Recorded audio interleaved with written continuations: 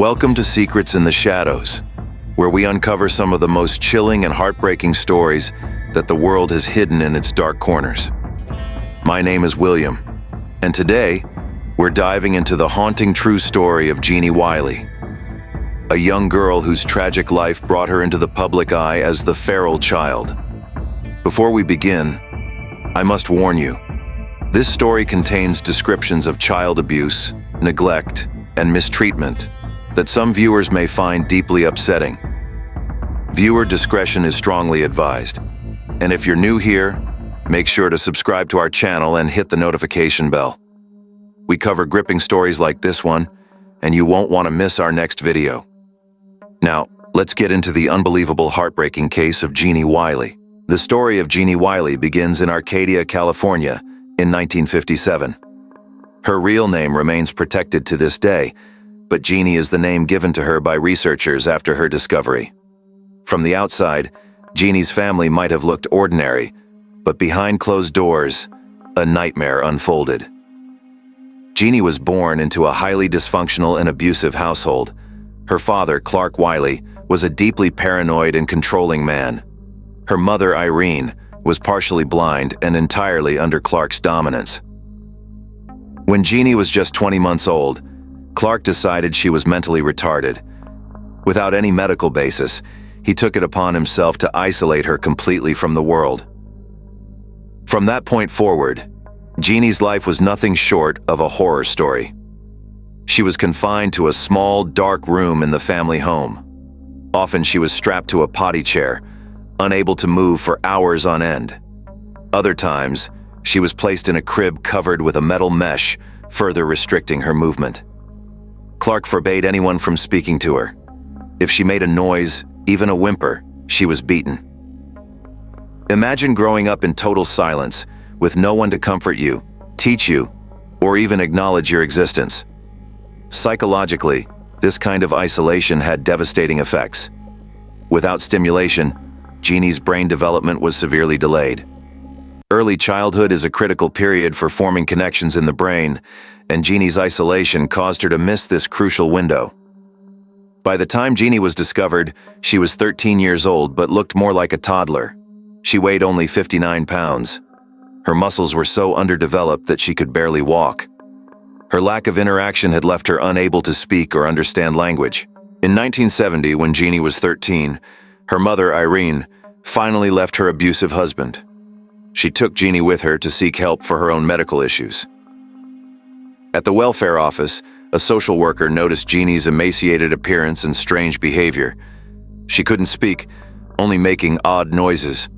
Her movements were stiff and awkward. The social worker was alarmed and immediately contacted authorities. Genie was removed from the home and taken into protective custody. Her father, Clark Wiley, was confronted by police, but took his own life before he could face trial. In a note, he wrote, "The world will never understand." This moment marked a turning point in Genie's life. For the first time, she was exposed to the outside world. Authorities were horrified by her condition. Her case was so unique and tragic that it quickly attracted the attention of scientists, journalists, and the public. When Genie was rescued, she became the subject of intense scientific interest. Researchers saw her as a unique case to study the effects of extreme isolation on human development. They wanted to understand if Genie could still learn to speak and interact like a normal person, or if her early deprivation had permanently stunted her growth. At first, there was hope. Genie was placed in a hospital where she received care and attention. Her initial progress was remarkable. She quickly learned to communicate using gestures and began acquiring vocabulary. However, her understanding of grammar and syntax lagged far behind. The critical period hypothesis was a key focus of research on Genie. This theory suggests that there is a specific window during early childhood when the brain is most receptive to learning language. Because Genie had missed this window, researchers found that while she could learn individual words, she struggled to form sentences or grasp the rules of grammar. Psychologists also studied her emotional and social development. Genie displayed behaviors typical of much younger children, such as tantrums and an attachment to soft objects. These behaviors reflected her lack of emotional stimulation during her formative years. Despite some progress, Genie's journey was anything but smooth. After a few years, funding for her care and research ran out. She was moved between foster homes, some of which were abusive. Each move caused her to regress, undoing the little progress she had made. One of the most heartbreaking setbacks occurred in a particularly cruel foster home. Genie was beaten for vomiting, which caused her to develop an intense fear of opening her mouth. She became almost completely mute again, undoing years of therapy and language training. These constant disruptions took a severe psychological toll on Genie. Without stability or consistent care, she was unable to build on her progress. Each setback highlighted the importance of a nurturing environment, which Genie had been denied her entire life. Genie's case also raised serious ethical questions. While researchers wanted to help her, some critics argued that they were more interested in studying her than truly caring for her well-being. Did they see Genie as a human being, or merely a scientific opportunity? It's a question that still lingers to this day. The relationship between Genie's caregivers and researchers became increasingly strained.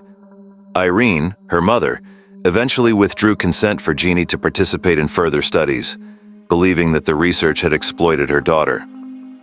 This decision effectively ended the scientific inquiry into Genie's condition. So, where is Genie Wiley now?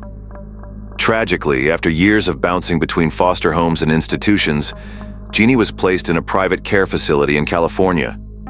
She remains there to this day. Few details are known about her current condition, as her family has kept her life private to protect her. Reports suggest that Genie's ability to communicate remains extremely limited. She lives a quiet, isolated life, cared for by professionals who understand her unique needs. Genie Wiley's story is one of unimaginable cruelty, failed systems, and lost potential. Her father's abuse robbed her of a normal childhood, and the world's response failed to give her the second chance she deserved. The psychology behind Genie's case underscores the importance of early childhood experiences.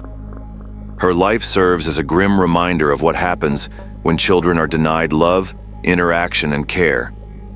As we reflect on Genie's life, it's hard not to feel anger and sadness.